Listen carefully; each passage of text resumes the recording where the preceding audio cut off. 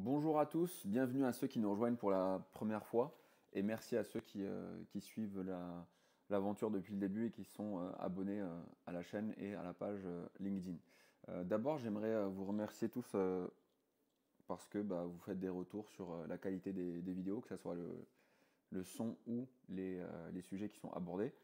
Et, euh, et voilà, donc continuez à faire des retours. Quand vous ne comprenez pas des éléments, je peux toujours répondre à vos questions ou euh, potentiellement faire une vidéo sur la partie qui vous intéresse pour en faire profiter tout le monde. Donc voilà, ça c'était pour les remerciements. Maintenant, le sujet d'aujourd'hui, ça va être la masse salariale. Donc la semaine dernière, je vous avais parlé un peu de comment fabriquer des dashboards pour une entreprise basés sur les ressources internes, externes. Comme ça, on va pouvoir faire une analyse des collaborateurs. Maintenant, un sujet qui est beaucoup plus gros, c'est la masse salariale. Il n'y a aucune entreprise qui existe et qui ne cherche pas à évaluer sa masse salariale en continu. C'est un indicateur de performance qui est essentiel. Il est suivi de près par tout le monde, que ce soit les décideurs ou les personnes qui vont s'occuper du support. Donc, tout le monde dans son entreprise a forcément un fichier comme celui-là, avec la gestion du personnel, que ce soit interne ou externe. On va avoir quelque part le nom de la personne, une date d'entrée, une date de sortie et un salaire. En réalité, ce qu'il faut avoir, et ce que les entreprises ont, c'est une liste de contrats. Donc, on a ce fichier-là avec toutes les personnes qui sont présentes dans l'entreprise, leur date de sortie, d'entrée. Et on a à côté un fichier avec des contrats. Donc ça, c'est un fichier qui est organisé sous forme de matrice. L'idéal, ça aurait été d'avoir juste les 5 colonnes qu'on a là. Donc l'ID de la personne, son nom, juste pour pouvoir faire du suivi avec les noms, c'est plus facile. Et forcément, on a une ligne par contrat. En gros, une ligne par contrat, ça veut dire à chaque fois qu'on va changer le salaire ou qu'on va l'augmenter, on va modifier la ligne rajouter une nouvelle ligne de contrat, un avenant, une sorte d'avenant en contrat. Et donc là, on va avoir une date de début, une date de fin et un salaire. Ici, c'est organisé sous forme matricielle. Donc en fait, à chaque fois, on va avoir 3 blocs qui vont définir, par exemple ici, ça c'est le premier contrat qui a commencé le 21 avril 2014, il s'est terminé le 31/12, c'était pour ce salaire. Et après, on a un autre contrat qui a débuté le 1er janvier 2015. Il s'est terminé le 1er novembre 2015. Et après, la personne n'a plus, elle a quitté l'entreprise. Dans d'autres exemples, on va avoir des contrats qui se renouvellent chaque année. Chaque année, on va avoir une augmentation au 1er janvier du salaire. Ou parfois, on peut même avoir une augmentation en plein milieu du mois. On peut avoir des arrivées et des départs vraiment à tout moment. Donc, ce que je vous propose aujourd'hui, c'est de vous expliquer avec des schémas. Ça va être très très long, comparé aux autres vidéos qui durent 20 minutes. Ici, je pense qu'on peut au moins partir sur une quarantaine de minutes, mais le sujet est ultra intéressant. Faire ça dans une entreprise une fois va vous faire économiser du temps inimaginable. Franchement, on parle de 10 heures ou 15 heures de travail par mois par entreprise, ce qui est énorme. C'est la moitié du temps effectif de travail pour une personne par semaine. Et donc ça fait un huitième du temps dans le mois. Voilà, calcul rapide. Si vous le faites une fois, vous n'avez plus jamais à le refaire. Il faut juste maintenir le fichier des contrats. Et souvent ça vient d'un programme en particulier. Donc première étape, on va prendre ce fichier et on va le transformer pour le faire arriver à un état comme celui-là. Donc 5 colonnes. À partir de F, tout ça en fait va se transformer en ligne. Donc chaque ligne qui sera ici, donc chaque bloc de 3 lignes, va venir s'insérer avec le nom de la personne, son ID, un nouveau début de contrat et tout. Donc, ah oui, petite innovation, maintenant j'ai un petit tableau blanc et je peux vous faire des schémas pour vous expliquer. Il y en a pas mal qui ont proposé ça la semaine dernière. Donc merci pour cette proposition. Au moins je pourrais expliquer les concepts qui sont un peu conceptuels. Vous verrez tout à l'heure. Donc j'ouvre Power BI et je me connecte à ce fichier-là, celui des contrats. J'importerai aussi la table des collaborateurs parce que dedans on a plein de paramètres sur la ville, la société, le profil, la fonction de la personne. Je vais sur Power BI, je me connecte à un fichier Excel tout ce qu'il y a de plus normal, un fichier sur la masse salariale. Dedans, on va avoir la feuille la feuille des collaborateurs et celle des contrats. Souvent, vous avez des ERP en ligne qui vont gérer le personnel, la liste des collaborateurs. Vous pourrez faire aussi des extractions de vos contrats. Donc voilà, attention, ne pas cliquer sur charger tout de suite parce qu'on va d'abord transformer ces données-là. Et ça va prendre une dizaine de minutes. Donc accrochez-vous, prenez de l'eau, n'oubliez pas de vous hydrater, c'est ce que je vais faire tout de suite. Voilà. Donc, on va faire ça en 2 étapes. La première étape, c'est de transformer tous les contrats qui sont sur plusieurs colonnes. Moi, je vais les avoir en 5 colonnes qui ne changent pas. Donc, même si on a des nouveaux contrats qui arrivent, donc des avenants, je ne veux pas que le nombre de colonnes dans mon fichier contrat change. Donc, comment on fait ça? Simplement en dépivotant tout ce tableau-là. Donc, je prends une ligne pour vous montrer un exemple. Ici, on a le détail de la ligne. Celle-là, elle n'est pas intéressante. Je vais prendre la 4e. Voilà, on a le détail de la ligne avec des dates. Date de début, date de fin, salaire, date de début, date de fin, salaire, date de début. Ce que je veux faire, c'est transformer ces 3 lignes-là en garder juste un début de contrat, une fin de contrat, un salaire. Et après, les numéros de contrat qui se suivent. Comment on fait ça? En fait, il faut, pour dépivoter un tableau, et là, je vais vous expliquer simplement pour ceux qui ne connaissent pas, ou rappel pour ceux qui connaissent, c'est l'inverse d'un tableau croix dynamique que vous pouvez voir sur Excel. Je parle beaucoup de tableaux croix dynamiques parce que tout le monde les utilise, donc passage obligatoire. Là, je vous donne un exemple. Si on avait un grand tableau comme ça, et dedans, on a l'ID d'une personne, 3 lignes, je ne fais pas plus, 1, 2, 3, et j'avais 2 colonnes, par exemple. La première, c'est, on va dire, pour une date donnée, donc date 1 et date 2.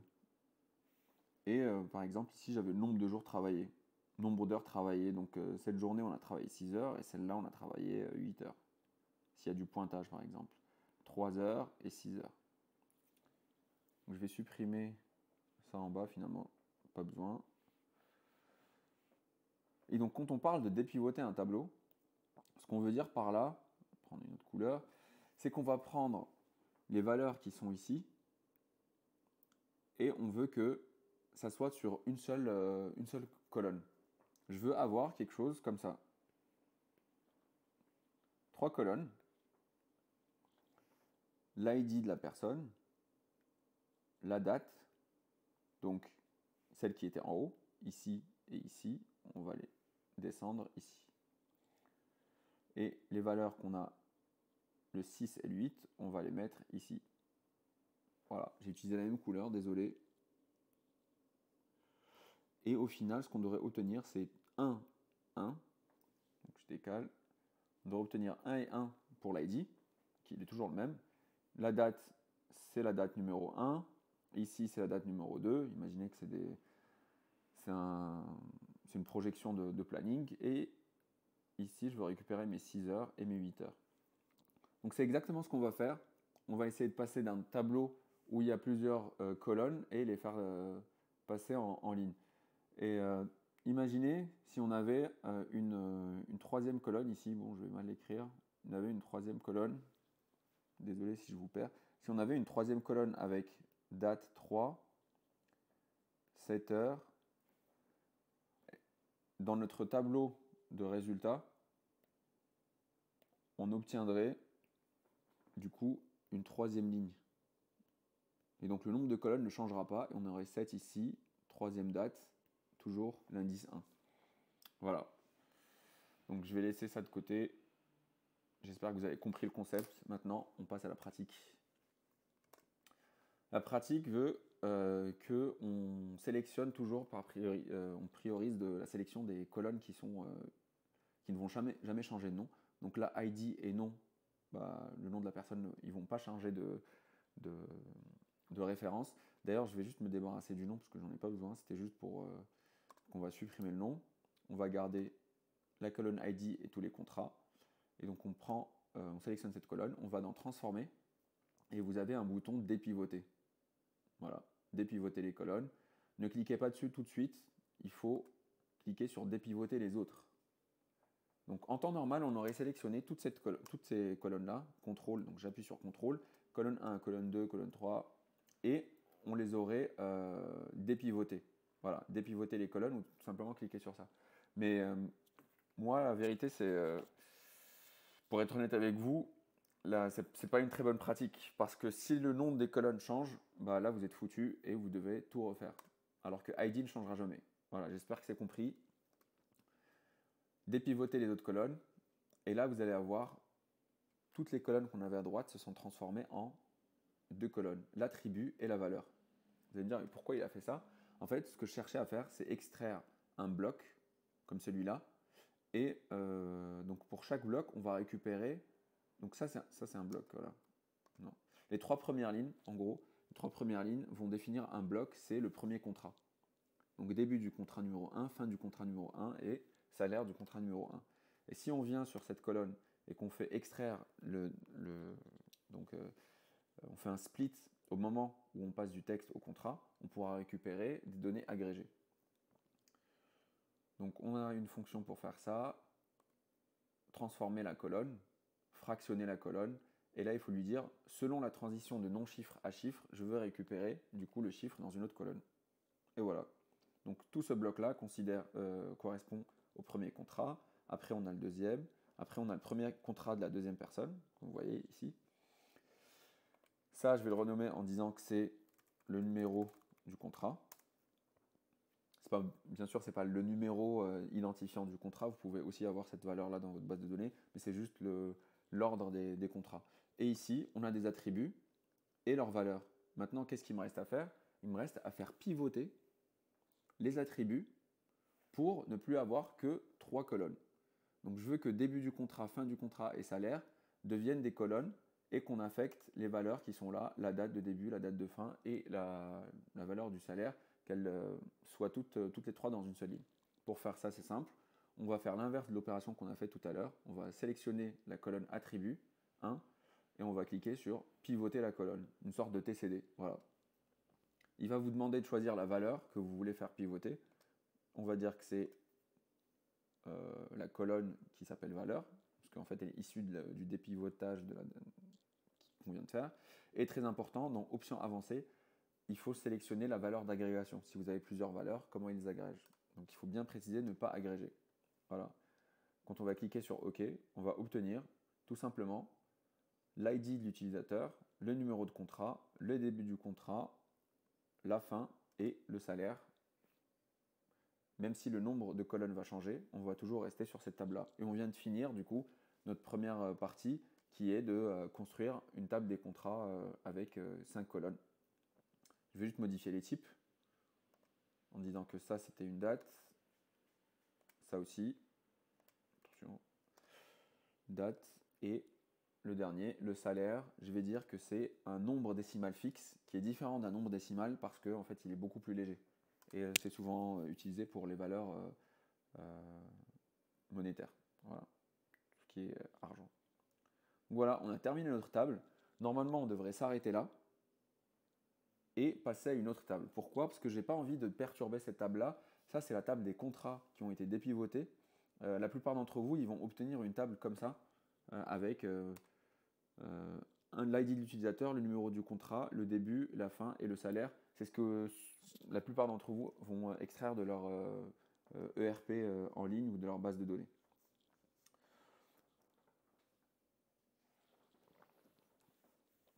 Donc, la question que vous devez vous poser, c'est pourquoi le calcul de la masse salariale pour les gens qui ne font pas cet exercice est aussi compliqué.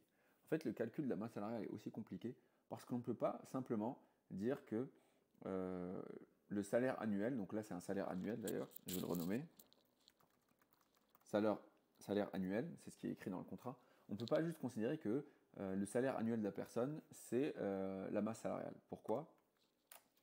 Si on considère que ça c'est l'axe d'une année, ça c'est le début, c'est le 1er janvier, et ça c'est 31 décembre, 365 jours, imaginons. Quand vous travaillez sur le calcul de la masse salariale, les gens, ils passent pas une année complète dans votre entreprise. Et donc, il faut calculer quel est le salaire que vous allez dépenser. Ça peut être le salaire ou autre chose, hein. D'ailleurs, petite définition au passage de masse salariale. Il y a pas mal de quiproquos sur le sujet. D'après l'INSEE, la masse salariale, en fait, c'est la somme des rémunérations brutes versées aux salariés, hors rémunération nature et cotisation patronale, contrairement à ce que la plupart des gens peuvent penser. Et donc, pour la calculer, il suffit juste d'additionner la totalité des sommes versées au titre des rémunérations du coup des salariés et d'y retrancher les cotisations patronales. Bon, c'est assez compliqué, mais les gens qui travaillent sur ça connaissent bien. Moi, j'ai gardé la colonne masse salariale. Vous pouvez avoir des cas beaucoup plus précis où vous multipliez le contrat de la personne par 1,5 en France, par exemple, pour retrouver quelle est la compensation exacte. Dans cet exercice, on va juste rester sur, on considère que le salaire annuel, vous pouvez le multiplier par n'importe quel facteur en fonction des différents pays en plus. Je considère que la colonne salaire annuel, c'est ce que je cherche à calculer. Voilà, pour rester simple. Après, vous pourrez toujours l'adapter. Le problème est que quand une personne rentre, par exemple ici, je vais mettre une petite flèche, date d'entrée, au bout du 100e jour, et qu'elle part au bout du 200e, en fait, c'est ça la durée de l'entreprise, et la masse salariale, il faut la calculer d'après cette durée, et ça va être au prorata. Donc là, la personne est restée pendant 100 jours, et du coup, la masse salariale annuelle, c'est 100 divisé par 365 fois le salaire annuel qui a été négocié. Voilà, c'est ça l'objectif de la session d'aujourd'hui. Comment le calculer automatiquement, de manière massive. On peut avoir 1000 salariés, on ne va pas s'amuser à faire des formules sur Excel parce que ça ne marche pas exactement comme ça. Il faut créer une table, et dans cette table, il faut définir pour chacun des mois où la personne est présente, parce que aussi on veut avoir un détail au mois. Pour chacun des mois pour lesquels la personne est présente dans l'entreprise, on va calculer cette masse salariale. Elle est très importante parce qu'elle sert aussi au calcul de plein d'autres éléments comme les subventions au comité d'entreprise, la taxe d'apprentissage, le CICE. Voilà, toute entreprise va calculer ça. Donc si vous regardez cette vidéo et que vous arrivez à tout comprendre, n'hésitez pas à en parler à à la fonction support de l'entreprise. Ça va beaucoup les aider dans leur travail au quotidien. Donc une fois que j'ai cette table-là, ce que je vais faire, c'est que je vais la référencer et je vais créer une table de calcul de masse salariale. Masse salariale de L. Et là, ça va être un peu compliqué. Je vous avoue, c'est pas évident. J'ai déjà fait ça une dizaine de fois pour plusieurs personnes. À chaque fois, il y avait des spécificités, mais le truc le plus classique, le plus basique, ce qu'on cherche à faire, je reviens sur ma feuille de concept. Ce qu'on cherche à faire, en gros, c'est... Je change la couleur un peu. On a un tableau, donc je vais le faire comme ça. On a un tableau avec le contrat, donc l'ID de la personne, le numéro du contrat, une date d'entrée, une date de sortie, ou de fin de contrat si vous voulez. Tiens, une date de début de contrat, on va l'appeler D, et une D majuscule, et une date de fin de contrat, DF. Et après, ici, on a le montant de la transaction. Enfin, le montant du salaire qui a été négocié. Et ici, on va avoir les ID de la personne. 1, premier contrat, donc on va l'appeler 1 et 2. Troisième contrat, allez, imaginons. Date de début, on va avoir quelque chose ici, quelque chose ici. Et l'objectif, c'est, je vais mettre des valeurs 10, 11, 12. Imaginons que c'est le salaire annuel.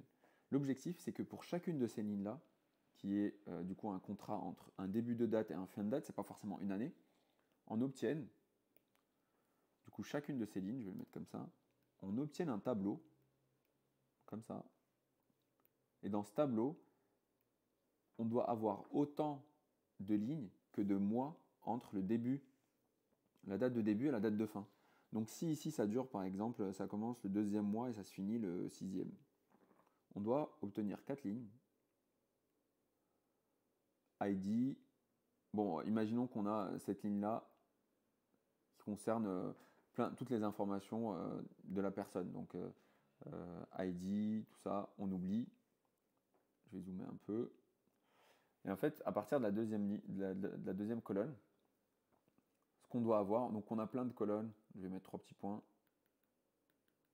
C'est toutes les colonnes qui nous intéressent pas. Mais à partir d'un moment, je dois obtenir le mois et le salaire mensuel qui a été donné à la personne. Et donc, du mois 2 au mois 6, je vais avoir le salaire donné au mois 2, le mois 3, 4, 5, et il me reste une d'ailleurs, 6. Mon tableau est devenu dégueulasse.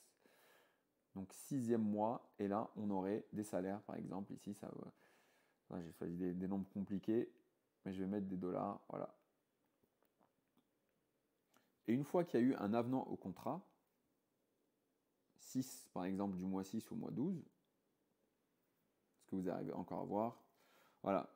Au départ, ce contrat-là, il était du 2e, j'utilise la souris, du 2e au 6e, après du 6e au 12e, il y a eu une évolution du salaire. Ce qu'il faudra faire, c'est de générer un autre tableau en bas. Pour chacune des lignes, il faudra générer un tableau. Et dans ce tableau, on aura un autre détail du salaire, qui n'est pas le même, parce que c'est un nouveau contrat.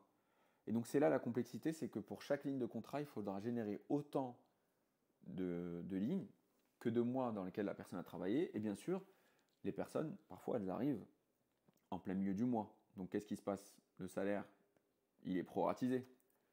Que je vous explique comment ça fonctionne pour les personnes qui n'arrivent pas à s'imaginer. Celles qui travaillent dans les RH, gestion de carrière, gestion des recrutements, connaissent très très bien. Pour les autres, ça fait de la culture générale. Donc là, c'est mon début du mois. Imaginons c'est le 1er et là c'est le 31. Si la personne arrive, donc elle arrive ici, hop, elle atterrit dans notre ligne. Donc ça c'est une personne. Elle arrive dans l'entreprise le 5e jour. Et bien son salaire, ça va être du 5e au 31e jour, ce qui fait 31 moins 5 plus 5. C'est la formule, hein, elle est restée du coup 26 jours, 25, 27. Elle est restée 26 jours au total dans l'entreprise et il faudra la payer 27 jours divisé par 31 jours fois le salaire mensuel. Donc voilà, la difficulté, c'est trouver quand est-ce que la personne est arrivée, évaluer du coup le nombre de jours qui restent dans le mois et diviser ça par le nombre de jours dans le mois, ça donne un pourcentage. Voilà, ça donne un pourcentage là, et le multiplier par le salaire. Et donc avec Power BI, on peut faire ça avec une seule formule vraiment bête et méchant, ou sinon on peut essayer de comprendre et du coup ça vous permettra de maîtriser Power BI un peu plus. Donc pour rappel, de quoi on a besoin? On a besoin de calculer pour chaque ligne, ça va se passer en 3 étapes. Les 3 étapes, je vais vous les écrire là, comme ça elles sont bien détaillées. Première, générer les lignes. Deuxième, calculer prorata. Troisième, calculer le salaire. Voilà. Donc là, il faut qu'on génère autant de lignes dans chaque contrat que de mois qui existent entre le début et la fin. Celle-là, elle est plutôt facile, je vous avoue. Je pourrais la faire en une seule formule, mais je vais vous montrer comment, sans coder, on peut la faire sur Power BI. Donc là, prenez un peu une pause, essayez de peut-être faire pause sur la vidéo en entier pour revenir sur quelques éléments si vous ne les aviez pas compris. Moi, j'en profite pour boire. Et je reprends. Donc, pour générer autant de lignes qu'il y a dans le contrat que de mois, on va se concentrer juste sur un seul exemple. Tiens, on va prendre la première ligne qui est ici. On va prendre le contrat de monsieur numéro 1, madame numéro 1. Donc pour faire ça, comment je peux faire? Accueil, gérer les lignes, réduire les lignes, conserver les lignes du haut. Je conserve une seule ligne. Ok. Donc là, on a cette première ligne avec l'ID, le contrat, tout ça. Les deux premiers, on les oublie, mais vraiment, on les oublie pour l'instant. On se concentre sur le début et la fin de contrat. Le salaire, ça viendra après. Donc, il faut que je sorte depuis une ligne, il faut que je récupère du coup 12 moins 4, 8, plus 1, ça fait 9 lignes. Il faut que je récupère 9 lignes au total qui vont m'aider à calculer mon premier mois qui est le mois d'avril jusqu'au 12e mois. On est déjà à 25 minutes. Bon. Alors pour faire ça, c'est simple. On clique sur début du contrat. On va dans ajouter une colonne, date, mois et je veux le numéro du mois. Voilà. Donc on aura début du mois, c'est le 4. Je vais le renommer en disant ça c'est mois début contrat. Je vais faire la même chose pour la fin de contrat. Date, mois, et on sélectionne le numéro du mois, mois, fin, contrat. Là, on fait la différence entre les deux. Donc le mois de fin de contrat moins le mois du début de contrat. Vous avez vu, sans formule. Ajouter une colonne, standard, et je veux la soustraction. Donc il faut bien sélectionner le mois le plus grand et le mois le plus petit. Puis le mois le plus petit. Et attention, regardez, soustraire. Et donc là, c'est magique, on obtient le numéro 8. Sauf que c'est complètement faux, vous allez comprendre pourquoi par la suite. Je me suis fait avoir tellement de fois quand j'ai fait cet exercice avec des clients que maintenant, je vous transmets la sagesse de toutes ces expériences, tous ces échecs. Donc ça, celle-là, on va l'appeler, cette colonne, au lieu de l'appeler soustraction, on va l'appeler durée en mois. Voilà. Donc là, déjà, il faut rajouter 1, parce que si on cherche à aller du mois 4 jusqu'au mois 12, c'est 9 mois, c'est pas juste la division.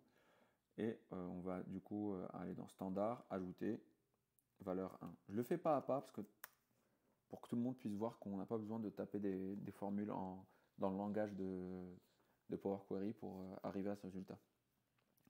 Donc au total, on a rajouté une addition. Non, ce que je voulais, c'était la durée en mois, qui est ici.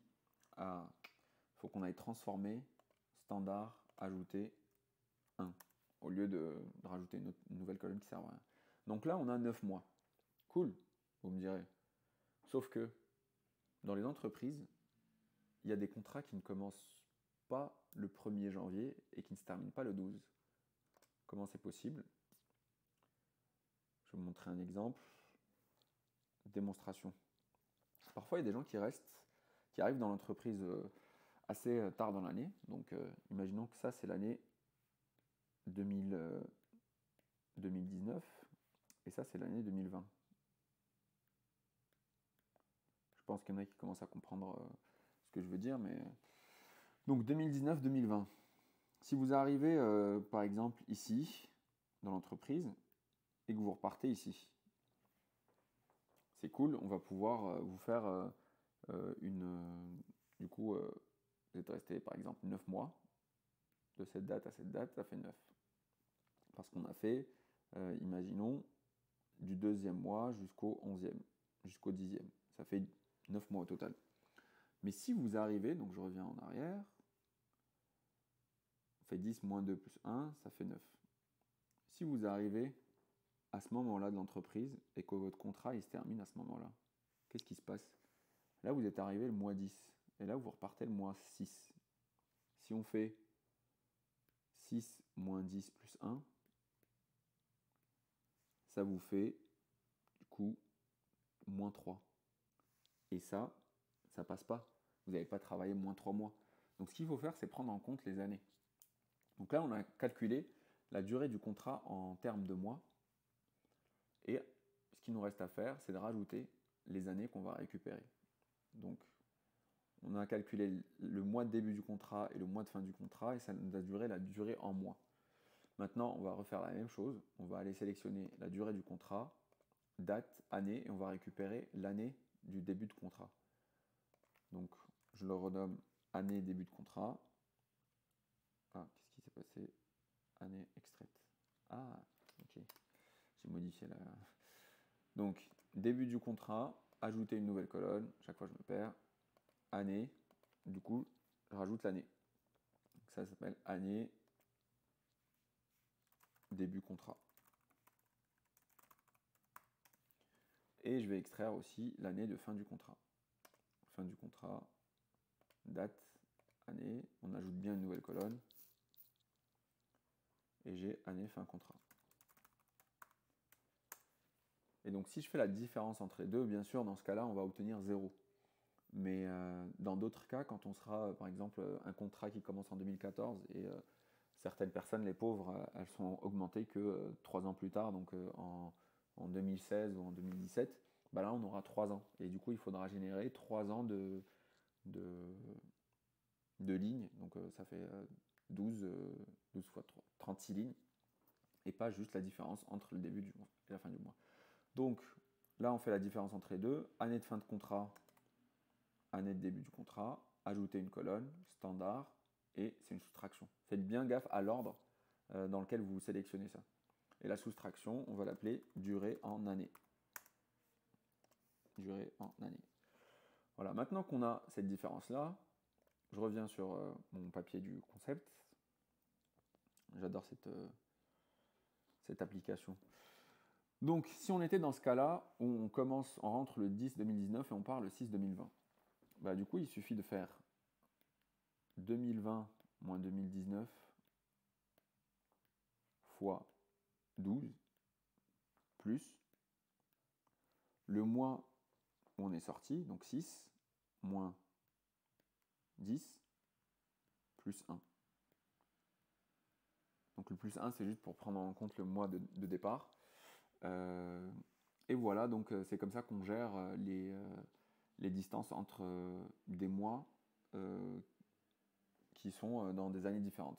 Et donc ça donne, pour celui-là, ça fait 12. Pour celui-là, ça fait moins 3. Ouais, c'est ça fait moins 3. Et donc 12 moins 3, ça fait bien 9.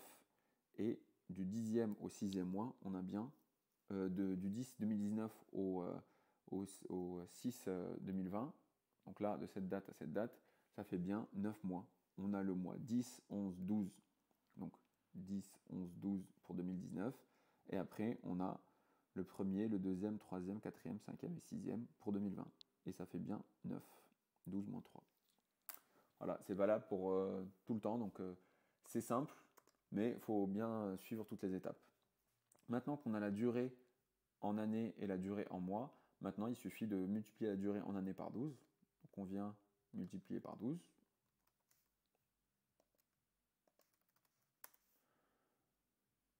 Ah, j'ai encore rajouté.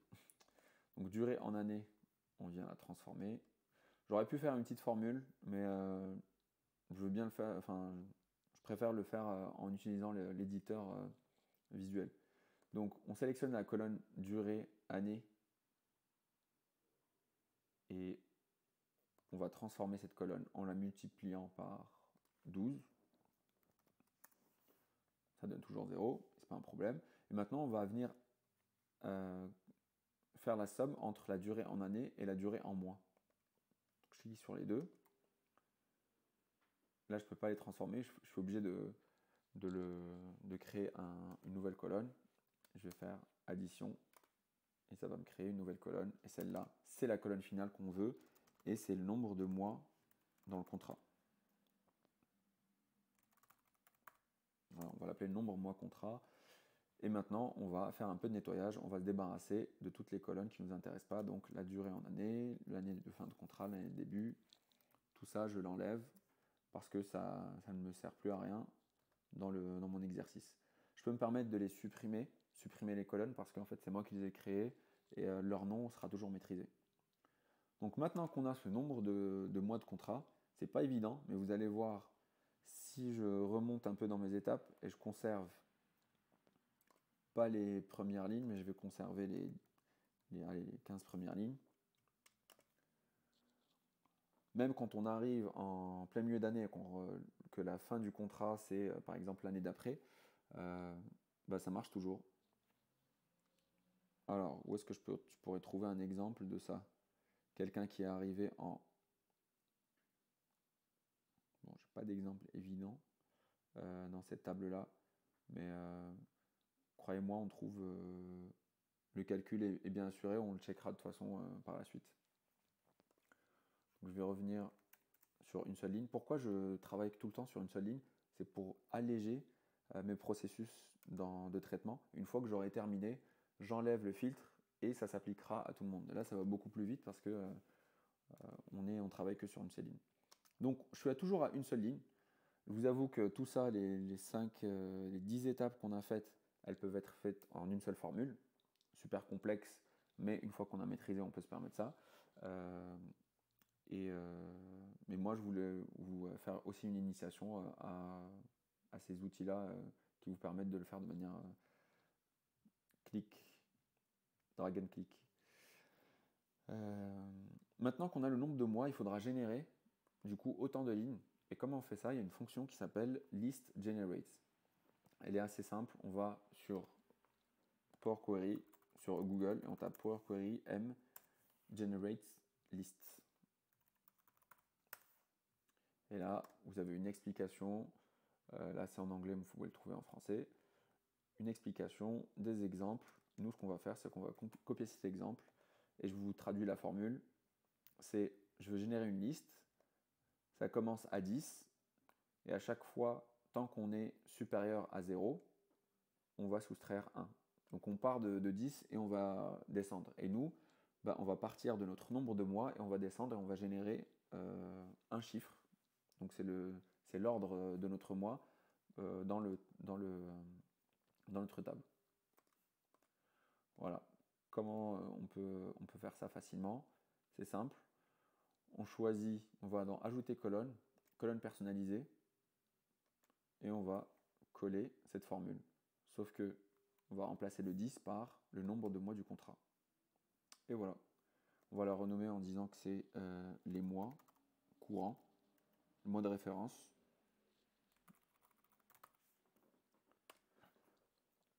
Et donc on obtient une petite liste. Et cette liste, vous voyez, elle va de 9 jusqu'à 1.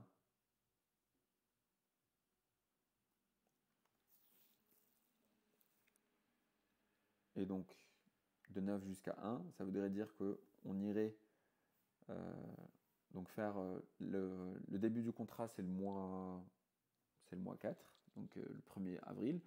Et donc, 1er avril, 9 mois plus tard, on arrive au 12e mois. Donc là, je vais déployer ces lignes, toutes les lignes qu'on a obtenues. Je vais les déployer, je vais extraire les valeurs, mais je vais les développer en nouvelles lignes. C'est pas évident à comprendre, mais j'espère que le schéma vous a aidé. Donc là, on a le mois de référence. Pour celui-là, c'est le premier, deuxième, et ça va jusqu'au 9e.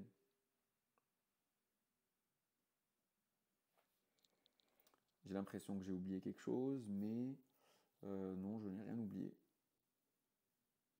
Voilà. On a bien 9 mois. On aurait pu commencer l'indice à 0, mais ça dépend. Soit vous calculez la distance qu'il y a entre le premier mois et le dernier, soit vous allez utiliser cette fonctionnalité pour commencer. Ce qui aurait été le plus propre de faire, c'est de transformer cette fonction en disant je commence par le nombre de mois de contrat moins 1 et je vais jusqu'à ce que je suis égal, supérieur ou égal à 0. Comme ça, en fait, ça nous donne le mois 0 de référence, qui est le mois du contrat, la date de début du contrat. C'est juste une petite différence, mais il y a des gens qui aiment bien commencer à 0, d'autres qui aiment bien commencer à 1. Mais ça nous donne autant de lignes toujours, nombre de mois courants 9, sauf que cette colonne-là, elle commence à 0 et elle finit à 8. Vous allez voir pourquoi c'est intéressant. Maintenant, moi, ce que je veux obtenir, c'est vraiment le mois de référence, comme ça. je vais obtenir le 1er 12 2014 pour cette ligne et jusqu'au 1er 4 2014 pour celle-là. Donc il suffit de prendre le début du contrat, d'ajouter une nouvelle colonne. Cette colonne, on va lui dire de récupérer le début du mois. Voilà, donc ça nous fait début de mois. Et maintenant, ce qu'on va faire, c'est que pour chaque début de mois, on va rajouter le mois de référence. Donc pour cette ligne, on va prendre le 1er avril, on va rajouter 0, on tombe sur le 1er avril. Pour cette ligne, on va tomber sur le 1er mai, et ainsi de suite, jusqu'au 1er du mois 1er décembre. Pour faire ça, c'est assez simple. Le début du mois, on va faire date, et on a une fonctionnalité pour ajouter. Donc elle est ici. Il suffit de cliquer. Ah non, c'est ajouter une nouvelle colonne. C'est une colonne personnalisée. Et donc, on a date.addMonth, qui est une formule pour ajouter des mois. Il faut sélectionner, il y a une petite aide, le mois que vous voulez ajouter, enfin les mois auxquels vous voulez ajouter la date à laquelle vous ajoutez des mois. Voilà. Donc, c'est mon début de mois, virgule, et le nombre de mois de référence. Et voilà, ainsi on a le mois courant, le mois en cours si vous voulez.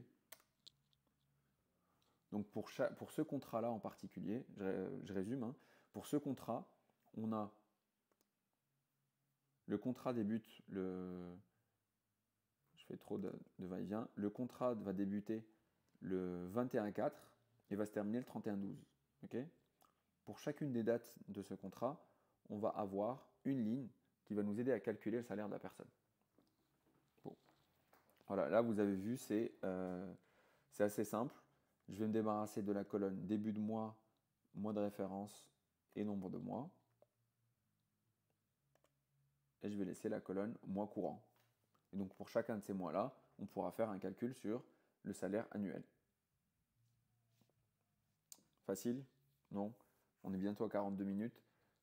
Malheureusement, cette séance, elle dure assez longtemps, mais c'est vraiment le minimum qu'on peut faire. Je ne peux pas la couper, vous pouvez prendre des pauses.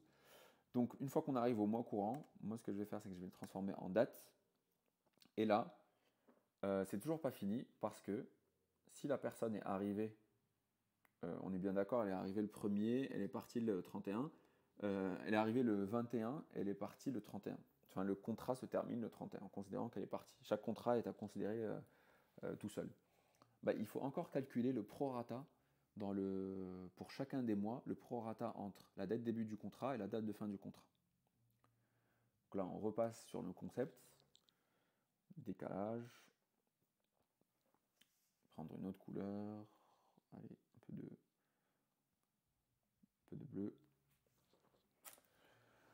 Donc là, on a résolu le problème des contrats qui commencent dans une année et qui finissent l'année d'après. Maintenant, on a un autre concept à voir ensemble. C'est les prorata de calcul d'un salaire, d'une masse salariale, quand la personne elle arrive le 1er et qu'elle part, donc premier jour, et qu'elle part le dernier jour, je vais dire 31. Sortie. Là, c'est facile. La personne est restée 31 jours. Et son salaire, c'est le salaire mensuel qu'elle devait toucher. Sauf que, on peut avoir d'autres cas où la personne, elle arrive en cours du mois. Donc là, imaginons, elle arrive le 15. Et le dernier jour du mois, c'est le 31. Et là, son salaire, c'est 31 moins 15 plus 1, parce qu'on compte le premier jour de référence, divisé par 31. Et du coup, ça lui fait à peu près 50% de son salaire, ou 53% de son salaire. Et ça, il faut le calculer pour pouvoir le multiplier par la suite au salaire mensuel. Pour ce faire, la formule est assez simple. Vous l'avez dans ce sens, donc quand la personne arrive en cours du mois et elle est encore avec nous jusqu'à la fin, et vous l'avez l'autre cas, quand la personne va arriver va être là pendant le début du mois et qu'elle devra partir. Donc si la personne était là en début et qu'elle part au cours du mois, donc imaginons le 20.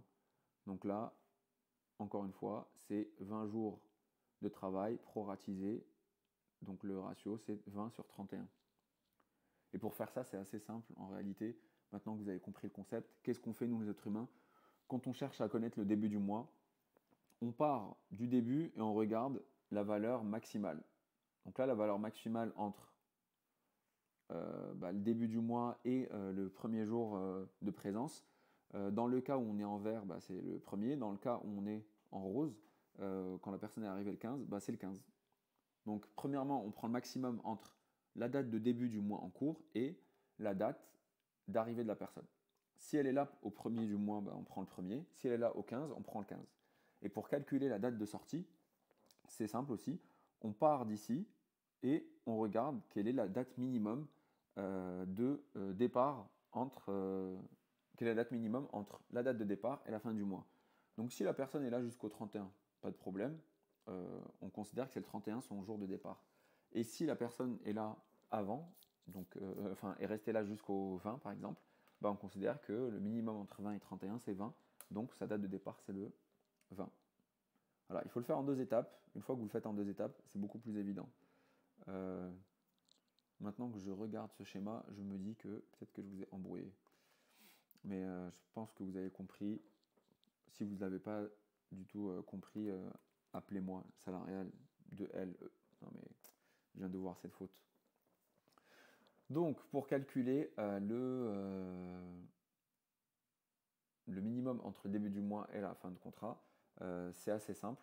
On va créer pour le début de contrat, on va sélectionner le mois courant. Voilà, on va sélectionner le mois courant. La date, on va dire rajouter une nouvelle colonne. Faites bien gaffe. On va ajouter une nouvelle colonne et on va chercher le début du mois courant. Donc début du mois, MC pour mois courant. Et je vais rajouter une deuxième colonne qui s'appelle fin de mois MC. Donc on a le début du mois courant et la fin du mois courant. Et maintenant, tout à l'heure, comme je vous ai dit, on cherche à faire calculer quel est le maximum entre la date de début du contrat, la date de début du mois et la date de début du contrat. Début de mois et début de contrat. Et on essaye de voir quel est le maximum. Si la personne est arrivée dans l'entreprise avant que le mois ne débute, le maximum entre sa date d'entrée et le début du mois en cours, c'est celle-là, la date du mois en cours. Et si la personne arrive après le début du mois, on récupérera la date de contrat. Donc on sélectionne ces 2 colonnes, on va dans Ajouter une colonne, date, et vous avez 2 fonctionnalités, la plus ancienne ou la plus récente. Quand on cherche à calculer le début du mois considéré, donc on cherche la plus récente, donc colonne plus récente, et là vous voyez, quand on est sur en décembre, la date la plus récente qu'on cherche à avoir, c'est le premier. C'est le premier partout, sauf pour le mois où la personne a commencé son contrat, et donc c'est le 21-4. Et ça, c'est magique. On fait la même chose avec la fin du mois pour le mois en cours et la fin du contrat. On choisit, dans ce cas-là, la date la plus ancienne, donc c'est au plus tôt, et ça nous fait la date la plus ancienne. Et si on fait la différence entre les deux, on va obtenir le nombre de mois où la personne est restée. Donc, plus ancienne, plus récente, je sélectionne toutes les deux. Et je fais soustraire des jours, ça va faire la soustraction. Faites gaffe au sens, c'est d'abord on sélectionne les plus anciennes, contrôle, on sélectionne les plus récentes, et ça va nous donner le nombre de jours que la personne a passé dans l'entreprise pendant ce mois-ci. Donc là, on voit bien qu'en avril, ce qui s'est passé, je reprends le détail, la personne est arrivée le 21, le début du mois, c'est le 1er, et la fin du mois, c'est le 30. Donc la personne est restée 9 jours. Ah oui, elle n'est pas restée 9 jours d'ailleurs, elle est restée 10 jours. Il faut toujours ne pas oublier de rajouter 1, qui est quand on fait une soustraction de nombres, il faut ajouter le 1 pour prendre en compte le chiffre en cours. Je ne me rappelle plus du nom de cette concept, mais voilà. Donc là, on a bien ce qu'on obtient, addition. Moi, j'étais pas obligé de le faire en rajoutant une colonne. Je pouvais juste transformer la colonne et dire ajouter. Je le fais toujours avoir. Vous aussi, vous allez vous faire avoir. Vous allez vous mêler le pinceau, mais c'est l'expérience qui va vous habituer à ça.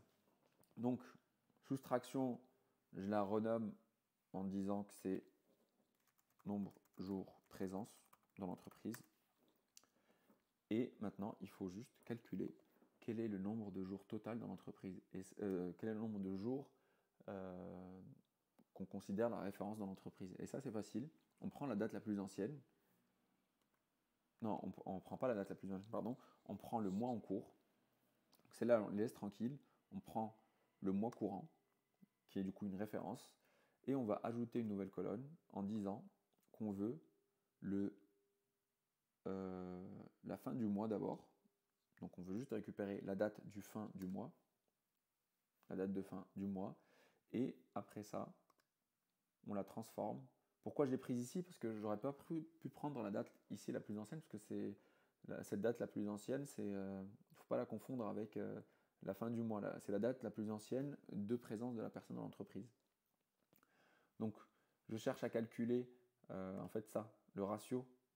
Donc ce qui se passe ce qui est au dénominateur, c'est ce que je cherche à calculer. Et pour faire ça, on récupère le mois de référence, on prend le dernier jour du mois, donc la dernière date, c'est 31. Et là, on va dans date, jour, et je veux le jour de cette date-là. Donc là, 31, 30, 31, 30. Et là, on a 31, 31 pour le juillet-août. Et si on fait une division, donc nombre de jours de présence, allez, cette colonne-là, je ne vais pas la renommer, vous pouvez la renommer si vous voulez, c'est nombre de jours de référence dans le mois. On va faire ça propre, nombre jours référence. Une fois que vous avez terminé votre processus, il faut le nettoyer parce que toutes ces étapes, elles prennent du temps pendant le rafraîchissement. Maintenant qu'on a ces deux nombres, on peut calculer le ratio en sélectionnant d'abord le nombre de jours de présence et après le nombre de jours de référence. On va dans ajouter une colonne, standard et faire une division. Et donc là, on va obtenir 1 partout, sauf pour le premier mois où le contrat a débuté, où la personne était présente 33% du temps, qui est 10 divisé par 30. Et voilà, donc c'est comme ça qu'on a les ratios. Et celui-là, le dernier, on va l'appeler prorata. Donc c'est leur prorata de la présence. Il y a 3 ans, je travaillais sur ce sujet avec une personne qui s'appelle Anne-Laure, et je la remercie parce qu'elle a passé tellement de temps à m'expliquer ça. Maintenant, je peux vous l'expliquer à vous. Et moi, j'ai passé beaucoup de temps à lui expliquer comment fonctionnait ça sur Power BI. Donc, coucou Anne-Laure, si tu regardes cette vidéo, au moins j'espère que tu pourras la refaire tout seul. Maintenant qu'on est arrivé là, on peut se débarrasser de toutes les autres colonnes. Donc, je veux me débarrasser de quelle colonne? Je vais me débarrasser du nombre de jours de référence, nombre de jours de présence, la date la plus ancienne, la plus récente, la fin du mois en cours, le début du mois en cours. Voilà. Donc, je vais supprimer tout ça. Et on garde du coup le salaire annuel, le mois courant et le prorata. Maintenant qu'on a le prorata, on peut par exemple calculer une nouvelle colonne qui va être le salaire mensuel. Allez, ajouter une colonne. Diviser du coup, je sélectionne la colonne salaire annuel et je vais la diviser par 12. C'est à ce moment-là où vous pouvez en gros faire vos calculs de charges patronales, tout ça, les cotisations, multiplié par 1,5 par pays. Pour la France, vous pouvez avoir une petite table. Ce qu'on avait fait pour une entreprise, c'est qu'on a multiplié en fonction, donc les charges c'était en fonction de différents pays, différents contrats, donc ça se multipliait on avait une table et on récupérait ces facteurs-là. Donc maintenant je vais juste simplement diviser par 12, il n'y a pas de multiplier par 1,5, tout ça. Je vous laisse faire comme vous voulez. Je le divise par 12, ça me donne donc colonne division, je vais la renommer salaire mensuel. Et donc ce salaire mensuel de référence, je vais venir le multiplier par le prorata, tout simplement. Tiens, je vais faire salaire mensuel, je vais renommer celle-là salaire mensuel référence. Et ça, on va rajouter une colonne. Ça va être la multiplication. Ça va être le salaire mensuel. Salaire mensuel actif. Bon, on va l'appeler salaire mensuel. Là, je manque de mots. On dirait le salaire mensuel actif.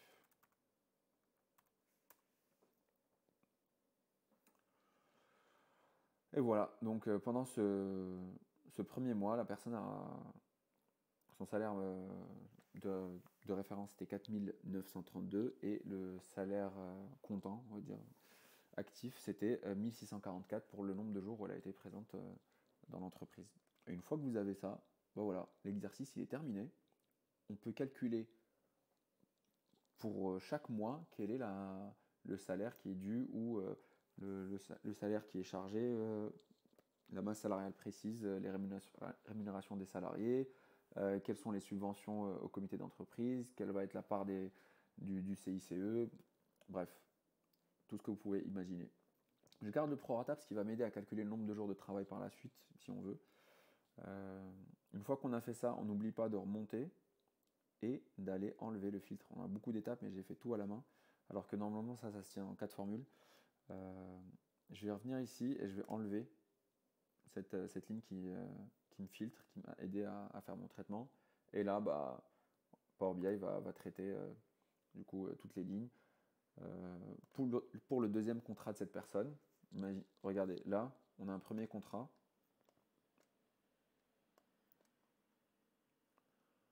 Premier contrat, le salaire de référence c'était 4900. Pour le premier mois, elle a touché 1600. On va dire qu'on a vu à 1600. Pour le deuxième, là, la personne est présente 100% du temps. Le salaire est de 4900. Et le salaire annuel, 59. Sauf que dès qu'il y a un avenant au contrat, donc on passe à la ligne ID 1, contrat numéro 2, on va voir que le salaire de référence annuel est devenu de 62 980 et donc son salaire mensuel de référence c'était 5248. Et son salaire mensuel était de 174. Pourquoi ? Parce qu'en fait elle est restée que un mois, que un jour. Donc pendant le mois courant de novembre 2015, la personne, son contrat s'est terminé le 1er novembre. Donc elle a été payée juste la journée où elle a travaillé.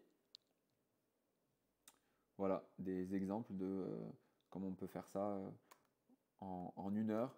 Et maintenant, on va charger tout ça dans le modèle. Je ne veux pas garder la feuille de contrat parce que je l'ai utilisée pour ma salariale. Je vais ne pas activer ça dans le chargement.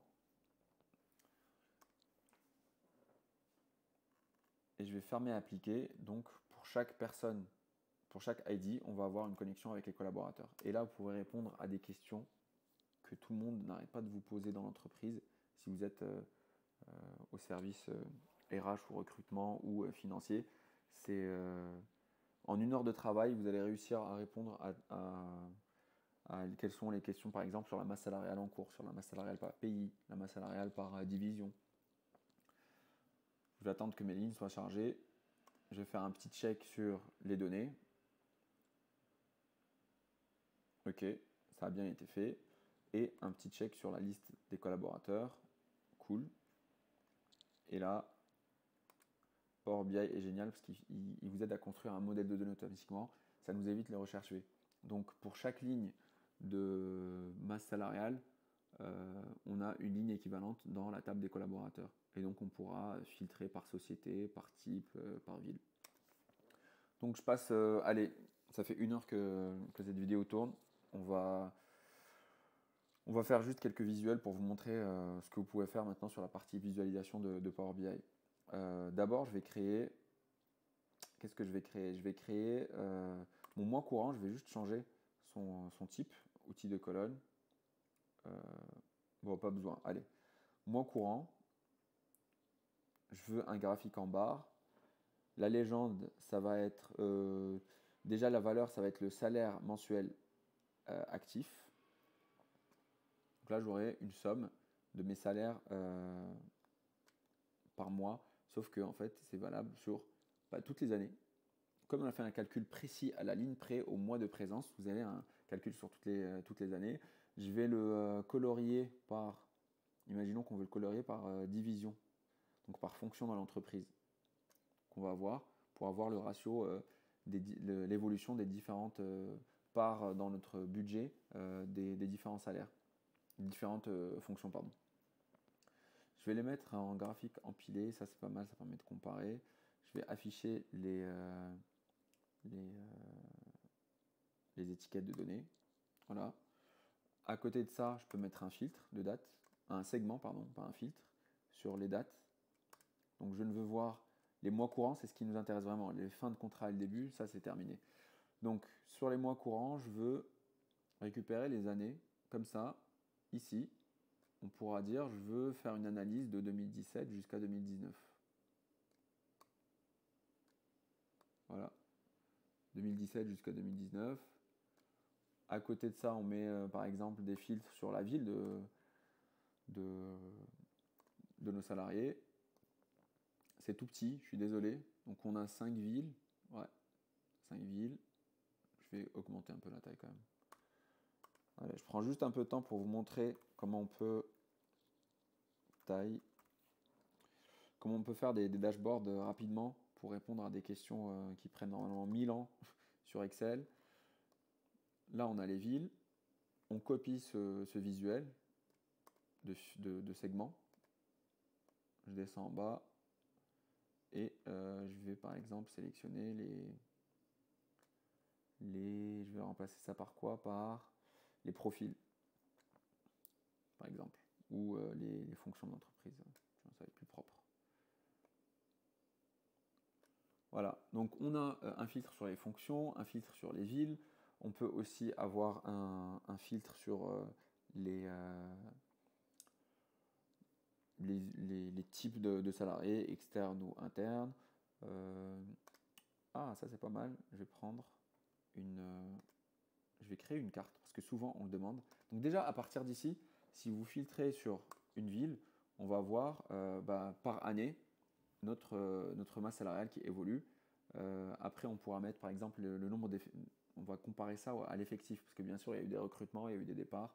On pourra dire tiens, on descend sur l'année 2018 en particulier. Donc on active ce qui permet d'explorer. Non, l'année 2019, allez. Donc année 2019, les trimestres, ok. Si on ici je ne veux pas voir par trimestre, je ne veux pas voir par jour, je veux juste voir par mois. Donc on descend au niveau d'après en cliquant sur ça. Donc je vais avoir le détail par mois, par année depuis 2017. Ça fait beaucoup trop de données, je vais faire depuis 2018. On voit l'évolution de la masse salariale. En haut, on peut avoir une carte de référence. Donc on va utiliser l'objet carte. On va le placer ici. On va calculer quelle est la masse salariale en prenant les salaires mensuels actifs. Ça va nous faire la somme. Okay. Et ce salaire mensuel, je vais juste détailler une fois pour toutes. Je vais dire que c'est une valeur, c'est des euros. Pour le formatage, c'est pratique. Regardez ce qui va se passer en haut. 2 16 000. Voilà. Et donc, on va dire, par exemple, ça, c'est la masse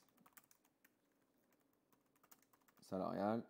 Bien sûr, les calculs ne sont pas exacts dans mon cas, mais masse salariale, mois en cours. Ou année en cours. Allez. Année en cours.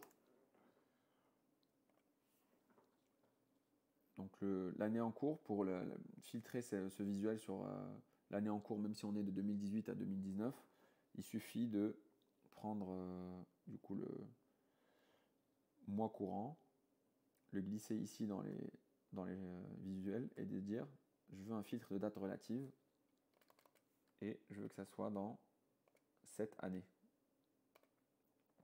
Je vais l'appliquer. Donc la masse salariale de cette année-là en particulier est de 2 16 000 pour tout le monde. Décale un peu. Je peux faire la même chose pour le mois en cours, si on veut avoir un visuel sur le mois en cours. Je fais la même chose, je lui dis dans ce mois appliqué. Donc là, je vais nommer MC, masse salariale du mois en cours. Qu'est-ce qu'on peut avoir d'autre? On peut avoir le nombre de salariés actuellement dans l'entreprise. Vous pouvez récupérer les ID et calculer le nombre d'ID distincts. Et je vais dire effectif, mois en cours. Ça, c'est le nombre de personnes qui sont là. Vu qu'on a une ligne générée par personne qui est présente dans l'entreprise et que ça, c'est filtré sur le mois de décembre, bah, on a 36 personnes effectifs mensuels. On peut aussi, partir de là, vous pouvez tout faire, hein, calculer le nombre de personnes qui sont dans l'entreprise, qui partent de l'entreprise, le nombre de personnes qui arrivent dans l'entreprise ce mois-ci. On peut calculer par exemple on va laisser ça comme ça. On va se concentrer par exemple sur 2019. Allez, on va pas essayer de comparer sur 3 ans la masse salariale. Juste une liste. Non, une liste déroulante, c'est mieux. Et on va dire qu'on veut se focaliser sur 2019. Tiens. Voilà, on veut rester sur 2019. On veut filtrer sur nos villes. On veut filtrer sur, par exemple, une division en particulier. Et là, vous pouvez aussi rajouter, si vous voulez analyser l'évolution du salaire d'une personne, notamment pour les promotions, on va créer une petite table à côté. On va mettre ID, nom, on va le mettre sous forme de table. Profil, on peut rajouter par exemple, faire des calculs de diversité, d'égalité des salaires entre hommes et femmes. Là, ça devient violent, parce que dans les entreprises, pas de chiffres, pas de problème. Mais quand vous vous intéressez aux chiffres et que vous voulez des détails par rapport à l'âge de la personne et l'expérience, là, on voit très bien qu'il y a un fossé énorme dans la plupart des entreprises. Et là, pour le salaire, on va prendre le dernier salaire, le salaire le plus haut. Bon, je fais un raccourci, hein, mais je considère qu'une personne ne peut pas perdre de son salaire en cours de route. Donc, on va prendre la colonne salaire mensuel actif et on va prendre salaire mensuel de référence. Il y a une différence, hein. Salaire mensuel de référence et je vais prendre le maximum. Voilà.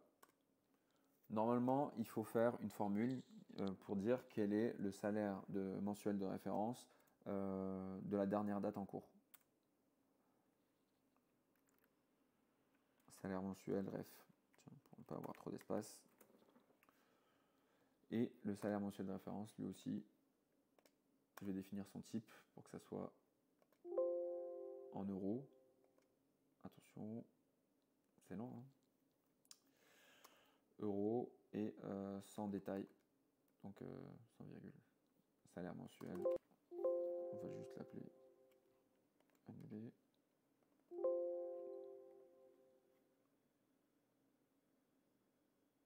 Ah, je fais trop de manip en même temps, il faut lui laisser le temps de respirer. Juste mettre salaire. Voilà. Donc, on a le salaire des personnes. Bien sûr, ces fichiers, ils sont entièrement faux, ils sont générés d'après les noms les plus communs en France. Et si on zoome, par exemple, on veut sélectionner le salaire d'une personne, on dira, tiens, pourquoi cette personne-là ils sont tous à Lille, en production. On peut comparer, par exemple, pour des consultants seniors, on voit que les prix, les salaires sont à peu près les mêmes. Et pour les expertises, en fonction de l'expérience de la personne ou de son âge, on va voir quelque chose de différent. Si vous cliquez dessus, vous allez voir qu'il y a une évolution, par exemple, en cours de route, et là, ça peut être le moment d'une augmentation. On peut faire des analyses vraiment approfondies sur pour voir l'effectif d'une équipe, quelle est la masse salariale de cette équipe-là. On peut avoir une distribution, par exemple, en bas, si on voit on va faire un petit graphe, une petite ligne comme ça, allez. C'est le dernier truc, après je vous laisse, 1h10, c'est tellement long. Ça passe vite, mais je parle beaucoup. Putain. Je vais dire par mois courant. Je vais garder juste l'année. Et je vais dire quel est le salaire annuel. En fait, c'est pour calculer les évolutions de salaire de la personne. Donc cet objet, il est filtré par les autres, car on a ça, mois courant à mai 2019, donc on ne verrait pas tout. Bah, ce que je vais faire, c'est que je vais gérer les interactions entre les objets et dire afficher, donc c'est format, modifier les interactions. Je veux que la valeur qui sont en haut ne filtre pas le tableau qui est en bas. Et du coup, on aura toutes les années. Même chose, celui-là ne doit pas filtrer ce petit graphe. Voilà. On enlève les interactions. Mois courant. Pour ce visuel, du coup, on n'a plus de filtre. Vous voyez, on a fait disparaître le filtre parce que les autres n'agissent pas sur lui. Et on va afficher des valeurs comme ça pour afficher les étiquettes. Une personne en particulier. Donc ça, c'est la masse salariale de tout le monde. Si on sélectionne une personne, on peut voir quelle est l'évolution de son salaire mensuel, son contrat, si vous voulez. Donc arrivé en 2016, départ en 2021, et on a eu des augmentations au fur et à mesure. Voilà. Quoique le salaire, c'est pas une somme, c'est ne pas résumer, il faut qu'on prenne le premier. Donc, bon, j'ai dit maximum pour cet exercice, parce que sinon ça dure trop longtemps, c'est au moins 3 heures si on veut tout faire proprement en calculant les dernières valeurs par contrat. Donc voilà comment vous pouvez créer des dashboards assez interactifs pour pouvoir gérer les différences de salaire. On peut faire des analyses si vous voulez pour les prochaines séances. Je vais vous montrer comment créer à partir de cette base du coup de données, comment créer un dashboard sur l'analyse des salaires pour des personnes qui sont dans le même profil, dans la même ville, voir quels sont les écarts, comment ils sont justifiés, comment on peut les justifier auprès de la direction aussi, et comment on peut combattre les inégalités de salaire avec des graphes, des dashboards aussi simples. Voilà, donc n'oubliez pas de partager ça à vos collègues qui sont du coup en ce mois de décembre en pleine agrégation, consolidation des données pour pouvoir faire des analyses comme ça. Ça, c'est quelque chose qui est demandé dans toutes les entreprises. Il n'y a aucune entreprise où je suis parti où les gens n'ont pas insisté sur avoir un dashboard sur l'évaluation des... Ils appellent ça comment potentiel carrière. Donc analyse des carrières et analyse du potentiel des gens, mais ce qu'on veut surtout, c'est connaître combien coûte l'entreprise. Souvent, là, les chiffres que vous voyez, c'est 80% des dépenses d'une entreprise. Quand c'est de la prestation intellectuelle, il n'y a que ça. Le reste, c'est des imprimantes et des abonnements à Office 365. Mais sinon, la plupart des dépenses, bah, c'est l'être humain. Voilà. Donc à la semaine prochaine. Si vous avez des questions sur cette nano-formation qui a duré à peu près 1h20, n'hésitez pas à commenter. Et si vous voulez le fichier, vous pouvez m'envoyer un mail pour que je vous transfère le fichier original avec du coup le fichier source. Et vous aurez juste à modifier le fichier source si vous voulez coller les infos d'entreprise et sortir avec des dashboards comme celui-là. Voilà, prenez soin de vous, n'oubliez pas de boire de l'eau et à la semaine prochaine. Ciao.